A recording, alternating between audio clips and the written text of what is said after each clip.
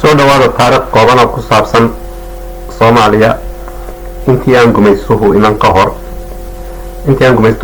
Soomaaliya waxay lahayd xayawaan aad u fara badan sida gorayada, shabeelka, libaaxa, duciidka iyo qaar kale oo aad u fara badan.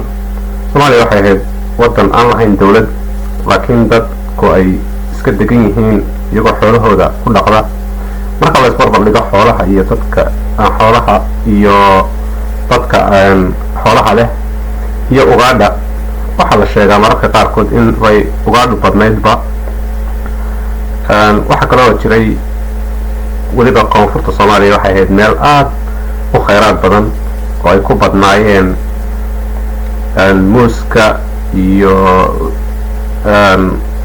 galleyda iyo waxyaabo fara badan oo kale oo ka baxa meelaha webiyada dhinacyadooda. sidaa darteed Talyaanigii wuxuu arkay meeshan inay ku jirto faa'iido badan oo xagga beeraha ah. webiyadii markaa dadku Soomaalida isku dhinac dekanaayeen ee aanay wax khayraad oo badan kala soo baxaynin, ayuu wuxuu Talyaanigu ku fakaray in uu ka faa'iidaysto xoogga dadka Soomaaliyeed ee iska xoolo dhaqatada ama beeralayda ah. wuxuu keenay warshado yaryar oo dadka xooggoodana kaga faa'iidaysto, waxyaabaha ay soo jaraana uu qaado oo u dhoofiyo dibadda. waxyaabaha ugu badan ee Talyaanigu dhoofin jiray waxaa ka mid a muuska ama mooska oo bas loo yaqaano, taasoo ay dadka Soomaalidu xamaalin u ahaayeen oo ay soo guri jireen. kadibna Talyaanigu wax yar intuu kaga bedesho uu u dhoofin jiray wadamada dibadda, waayo Soomaalidu may lahayn warshado ama meelo dhaqaaro ay ku qaydiso iyo qaboojiyayaal. mooskuna sida loo yahay wuxuu u baahan yahay qaboojiye marka lasoo jaro. haddii aan qaboojiye la gelin muddo yar buu ku xumaadaa gudaheed. Talyaanigu markaa waxaa arkay fursadda halka ku jirta. mooskii uu rari jiray wuxuu u raray wadanka Talyaaniga iyo meelaha kale uu ganacsiga la leeyahay. caqabada kale labaad jirtay waxay ahayd ma jirin deked weyn oo wax laga dhoofiyo iyo maraakiib waaweyn ay Soomaalidu leedahay oo ay wax ku dhoofiso.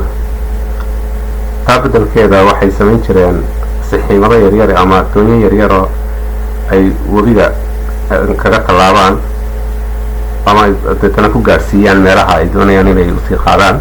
Talyaanigu wuxuu keenay markaa doonyo lagaga soo qaado meelaha webiyada iyo maraakiib uu badda keenay oo uu kaga sii dhoofiyo. waxyaabaha kale aada loo soo jari jiray waxaa ka mid ahaa cambaha, babayga. waxaa kaloo jirtay iyaduna inuu markii dambe keenay warshadii sonkorta oo way geedka qasabka leeyadaa ayaa ka bixi jiray meelahaas uu warshada ka sameeyey. waxaa kaloo jiray iyadana uu ka faa'iidaystay suufka ama cudbiga qofka siduu yaqaano, taasoo uu iyadana ka faa'iidaystay oo uu warshadin jiray. suufka oo kale markaad eegto waxaa ka shaqaynaya gabdho yaryar oo aduga yaryar oo aad ka naxaysa mararka qaarkood inaad dee shaqada nooca oo adag la geliya hawlaha yaryar inta la leeg. dhinac marka laga eego dee waktiga waxay ahayd wakti ay dadka Soomaalidu aanay dee shaqo kala haynin, markaa kolley waa laga yaabaa inay dee reerahoodu ku tiirsanaayeen. laakiin waxaa muuqanaysaa in aanay ahayn shaqadii loogu talagalay hablaha yaryar ama gabdhaha yaryar da-dooda markaad eegto. laakiin Talyaanigu wuu ka faa'iidaystay. dadkii markaa dee ay ka dhasheen ama la dhasheenna waxay u ahayd wax soo saar bay u ahayd. waxyaabaha naxdinta kale waxaa ka mid a qasabka oo kale markay ka shaqaynayaan warshada sonkorta waxay aada u qaadayaan culays badan, qoryo badan oo dhaadheer bay dhabarka ku qaadayaan oo aad arkaysa inay tacadi badani ka muuqdo. marka Soomaalidu waxay soo martay waqti aada u adag oo aada iyo aada u adag oo aanay dawlad lahayn, oo aanay lahayn warshado lahayn, oo aanay ganacsi lahayn, oo aanay dekada lahayn, oo aanay maraakiib lahayn, oo aanay doonye lahayn, oo wax allaale waxay leedahay xoolahaas mooyaane aanay jirin. marka gumaysihii wuxuu arkay in meesha fursadi ku jirto aad buu uga faa'iidaystay xoolihii iyo beerihii iyo xooggii dadka iyo wixii oo dhan oo isa saaran ayuu arkay. marka waxay sameeyeen wax kasta oo la dhoofin karo oo dibadda loo dhoofin karo oo waddankooda la geyn karo ama waddamo kale la sii geyn karo oo warshadahooda ay waxyaabo badan oo kale oo marka soomaalida aanay fahamsanayn looga isticmaali karo oo waddanka Soomaaliya yaallay way qaateen, waynay dhoofiyeen, waynay ka faa'iidaysteen, si fiican bay uga faa'iidaysteen.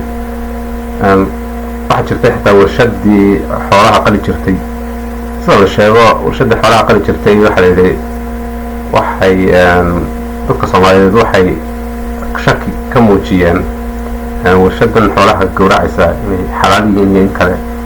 taas waxay qasab noqotay markii dambe in warshada birtii xoolaha qalaysay lagu dhigo bisinka lagu qoro si ay u noqdaan xalaal. hargahana waa la dhoofin jiray, weliba hargaha xoolaha